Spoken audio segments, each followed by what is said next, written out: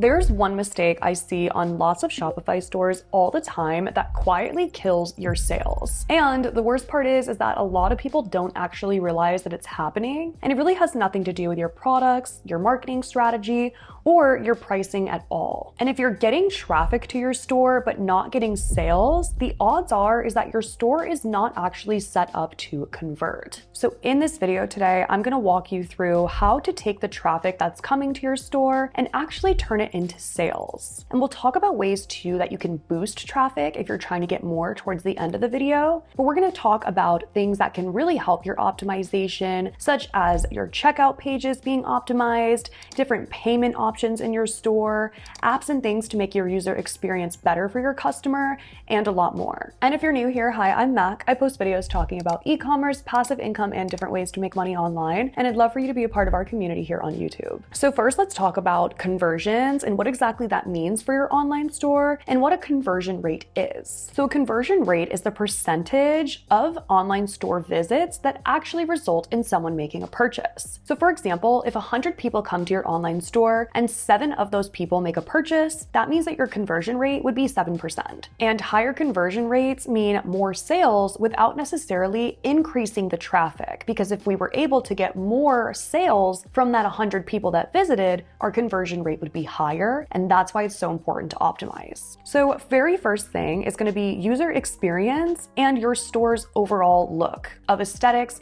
How easy is it to navigate what people would be looking for and what they're going to be making a purchase of? So a lot of people skip the step of mobile and making sure that their website looks good on mobile, but a lot of people purchase on their mobile phones. So it's important that your website looks absolutely beautiful on web, but also on a phone of what it would look like on a mobile. So on Shopify, this is easy to do whenever you're editing your theme, product pages, or anything within your online store. There is always the option to check out what it looks like from a mobile device. Please make sure you're checking that. I have helped a lot of people with their stores, and that's one of the first things I always look at because it's so often overlooked. Is sometimes we put in these large images or text that look really good on the web, and that's what Shopify defaults to. But then when you click on the mobile button, it looks completely different, and that is another part of what you could be getting a purchase with. And also with our going along with the aesthetics of our store, we're wanting to make sure that yes, maybe we have lots of product photos on our page that showcase our brand, but not making sure that our logo's too big and taking away from the products that we're selling, and that we have products on the front page. I always recommend that to people, is showcase what you're selling somewhere on your front page so that people don't have to go super far to look for it, especially if they just click on an ad really quick or scrolling really quick.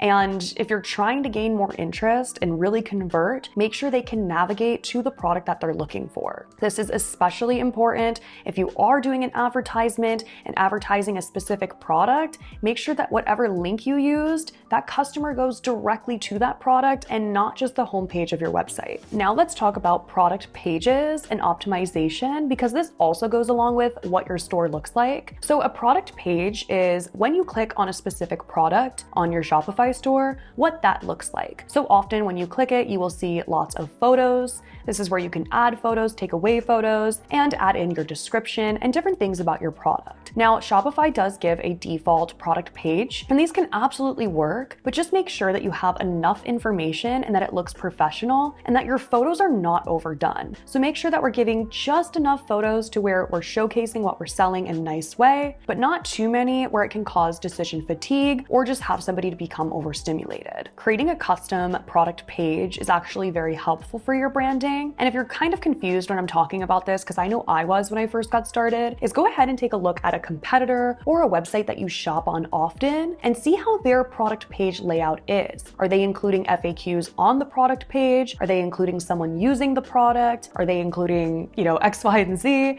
And take note of that and see how exactly you can implement that on your own product page to help you with conversions. And if you already have done this and maybe you're not seeing the success that you're really looking for, make sure with your images that they're high quality, they look real, especially if we're creating mock-ups, if you're using AI, make sure that what you're creating looks real, and ask yourself, would I buy from this? Or even send it to a friend and ask for some feedback can be really helpful, because sometimes when we're staring at a screen for so long that we're working on personally, we kind of get lost in that translation and we miss things because we've looked at it for so long. Another thing that you should be adding to your Shopify store is customer reviews. And if you're thinking, okay, but I keep getting sales and nobody's leaving me a review, that's okay. We're going to talk a little bit about how you can encourage customers to leave a review in just a moment. But if you're not familiar, Shopify has a lot of really helpful apps in their app store to help you with things just like reviews. You can create reviews or ask friends and families for reviews and then create the reviews for them in the actual Shopify apps. This can be really helpful for your conversions, because when we're doing reviews on our online store, it just builds trust with your customer. Think about when you've gone to purchase something, you most likely will look at the reviews. So it's important to keep that in mind because people want to see reviews. I do have some recommendations for apps that I have used for this exact reason, and I'll put them in the description box below for you so you can grab it and check it out for yourself. But overall, if you do check on Shopify's app store, along with the thousands of apps that they have to help us out, there are a lot of review ones that can be really great for your online store. Now let's talk about one of the most important things in your Shopify store, which is your checkout, how people are actually going to purchase from you. And this is actually overlooked way more than it should be, and it's really easy to update on Shopify. So your checkout should be smooth, and you should have lots of different payment options available, especially if you're selling in multiple countries. So Shopify has what's called Shopify Payments, which is their way for you to set up and get paid by your customers. And this is an incredible option, and I do highly recommend it. I'm in the US and sell domestically, so it's a really great option for you if you are as well, and to receive standard card payments. But if you are going to be selling internationally, like I do as well, you are going to want to offer more payment options so that you're not missing out on sales if someone's browsing your store from a different location. If we can have multiple payment options, this means we can sell to more people, even if you're selling print-on-demand products, which are widely available, digital products, which are, again, super widely available. Anyone can download it. These are all really important things, but it's better to offer more payment options than just having one, because a lot of times this will really plummet your sales. There's also something that you may have not heard of before, because it was something that I learned a little bit too late when selling internationally, and that's called the double conversion trap. This happens when international customers' payments are converted into the store-based currency, and then supplier payments in another currency cause a second conversion. And this double conversion can add a lot of unnecessary fees over time. So I like to use something called AirWallex because it's really helpful for this scenario and to have you be more accessible through selling internationally. With AirWallex, you can hold and manage multiple currencies and keep funds in the currency that the customer pays in, and then only convert the currency after when you want to. You'll also pay international suppliers directly in their local currency, again, avoiding that issue that I'm talking about. And additionally, AirWallex supports 160 plus payment methods, including Apple Pay, Google Pay, Klarna, Afterpay, and e-wallets. And as I said, having a familiar payment method to multiple different people, because so many people use different payment methods, can really help to increase your conversions at checkout. And while some Shopify plans do require you to use Shopify payments for card transactions, AirWallex can still be used for non-card transactions through BNPL and e-wallets. And if you're interested in AirWallex, they have a direct Shopify integration that's very easy for you to set up, and I do highly recommend it. So I do have a link in the description box below for you where you can check it out and see if AirWallex is for you. Highly recommend it, especially if you're somebody that's going to be selling internationally and wants to get more sales and have more payment methods available. Now let's talk about offers and promotions, because these are things that I highly recommend having on your online store, because people love a deal. They love to think that they're getting a discount on something, free shipping, money off. This is just a known thing. I'm sure that you like to purchase when stores have sales, codes, or pop-ups for you to use. Now, with offering a discount, something that I find highly effective is increasing your order volume, which means having a customer purchase more than one item. And this was something that when I first started implementing it on my store, I was a little bit nervous about it. I thought that it was going to turn people away, but to my surprise, it actually really helped my sales. And I did it through an app called Catching Bundles, which essentially is again a Shopify app that will offer your customer to bundle other things throughout your online store, and they can just click one button and have it all added to the cart. You can also do this many different ways by offering a discount that is said there. If you are to add another product in your cart, you'll receive this amount off, and maybe even offering a free gift if you have that available to your customers. Anything that can just help to entice that purchase and increase order volume is super helpful. I like to do this through volume discounts as well, such as spend X amount and receive free shipping, or spend X amount and get amount of money off.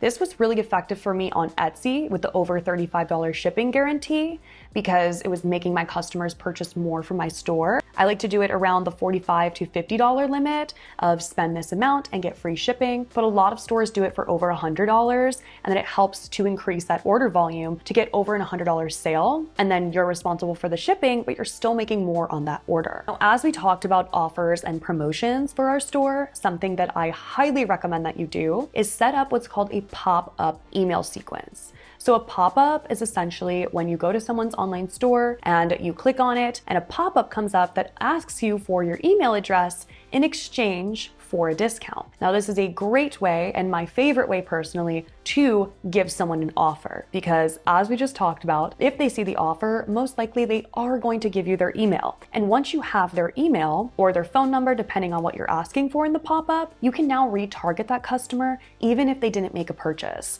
which is so powerful. You can do this with abandoned carts, or even just someone that signed up and then just didn't end up purchasing. We can get them back to our store. I know I've been talking about it a lot if you've seen a lot of my recent videos. That's just because of how effective it is, and having an email marketing strategy, because it doesn't have to be hard. A lot of people assume that with email marketing strategies, but it doesn't have to be difficult, especially if you use user-friendly sites to do your email marketing. So I set everything up through OmniSend, which is my favorite email marketing platform, and it's very user-friendly, as I said, and it's really great because even if you're using something already for email marketing, you can convert over to it and try it out through their new migration process, which only takes a few minutes. And the reason I like OmniSend is because within my pop-up, I can then set up what's called a welcome series. And a welcome series is the first email going to be welcoming the customer with that discount that we promised them, followed by a reminder email if they have not purchased yet, and then a last chance offer, offering them a discount or maybe an additional discount that they don't want to miss out on. And this works very, very well. There's lots of sellers that can tell you that this works for them, including myself. I've made a lot more money doing this on my online stores through OmniSend, and highly recommend. I do have a video talking about how exactly to set this up. I'm going to leave it in the description below for you. And I also created a downloadable e-guide that is completely free, and it talks about how to set up the pop-up sequence followed by a welcome series. And I also like OmniSend because they have a lot of really great templates, so you can just really fill things in with a few clicks, add in your branding, and it's a super professional looking email. So it's not like someone's going to be receiving something that won't convert. They do convert with these different templates, and there's so many. Even if you want to start like a sales sequence to run a sale on your online store, or to get back that person that didn't purchase or abandon their cart. So I will have OmniSend linked in the description below for you. And they've been so kind to give me a code for you. It's money with Mac30, and will get you 30% off of any paid plan on OmniSend. They do have a free plan, which is great if you're starting out. But if you're taking your email marketing strategy very seriously, I would recommend a standard plan so you're not limited on amounts of emails, especially when you're getting lots of traffic to your online store. And lastly, let's talk about our store policies and overall trust. Now, we did mention reviews, but with trust, I mean more so of being transparent with our customers regarding shipping times, any production times that may be available, and making sure that we under-promise sometimes and then are able to over-deliver. First, trying to promise these really fast shipping times or production times that we might not be able to fulfill with, because overall we want the user experience to be good. So when we're doing this, we want to make sure that our policies are first very easy to access so that customers can find them. Two, that we're being honest about them. If you're somebody doing print on demand, that you're checking up to date with current production times and shipping times, making sure you're aware of anything going on around the world that can be causing any delays on this, so on and so forth. just to be in the loop so that your customers do trust you when they make a purchase and leave a good review for that reason. This also includes refunds and return policies. And if you are somebody that's selling products that you don't want to have a return policy, such as print-on-demand products, or maybe your drop shipping products, this is totally fine. Just be transparent. Can't stress that enough. Everywhere on your product page, on your policies, it should list if you do not have a refund, return, or exchange policy. That way we don't have unhappy customers. And one way that I do suggest, if you are selling products like apparel or something that is sized, like shoes, anything like that, is to offer a size chart, because when we offer that and give measurements, the customer can really have a better idea and understanding of how the product will fit, so they won't even need to have an exchange. You can also set up your policies through Shopify. You can go to policies and access shipping policies, refund policies, and privacy policies. These are all things that you do need to set up. And Shopify does give you templates, but just make sure that you fill in the names on there or anything relevant to your business to make sure that they're valid and professional. You can also use ChatGPT to help you craft a specific one, maybe for your refund policy if it's not available. And same as I mentioned earlier with having an FAQ, this can really help build that customer's trust and just being transparent overall. And as promised, for the very end of this video, I do want to talk about a few ways that I recommend to get some traffic to your online store. If you're somebody that wants to increase that, I highly recommend utilizing all of the free resources we have right now through social media and Pinterest. And a lot of sellers aren't doing this as much as they should. Instead of running to paid advertisement, try to take a little bit of time to start some sort of social media strategy. I don't recommend starting all of them at once, but maybe one that you tend to use more, like Facebook or Instagram, and start seeing how you can start creating a strategy to post your product photos that you already have to just get more eyes on your product. This can not only make you more sales by having more surface area on the internet, but also give you more feedback and data for all the things I just mentioned with getting traffic to your store and then seeing what converts and what doesn't. So I will leave a helpful tutorial for social media marketing and Pinterest marketing in the description for you below. I encourage you to optimize your store each section at a time that I just went over. I really hope that this video was helpful to you, and feel free to leave any questions that you may have or let others know something that you've done on your online store that's been helpful to increase conversion. And of course, everything that I talked about today with any discounts that I have available to you will be linked in the description box below. Thank you so much for watching, and I hope to see you in the next video.